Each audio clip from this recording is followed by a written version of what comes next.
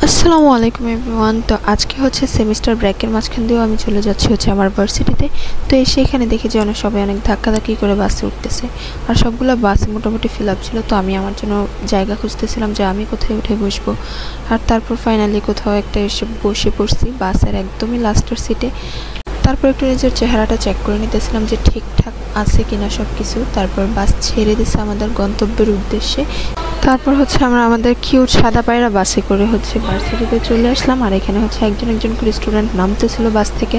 আর আমিও ভাবলাম আমি ধাক্কাধাক্কি না করে একটু বসি, মানুষজন দেখি। তারপর হচ্ছে আমি নিজেও বাস থেকে নেমে পড়ছি। তারপর হচ্ছে আমাদের এই যে বায়োস্ট কুমিল্লার হচ্ছে সুষ্ঠু অ্যাডমিশন টেস্ট চলতেছিল, আর এখানে হচ্ছে ভিজিটর আসছিলেন। আর তারপর পরীক্ষা শেষ হয়ে যাওয়ার পরে যেহেতু আমার অনেক ফ্রেন্ডরাও এখানে পরীক্ষা দিচ্ছে, তো আমি আমার ফ্রেন্ডদের সাথে একটু আড্ডা দিতেছিলাম এখানে দাঁড়িয়ে দাঁড়িয়ে।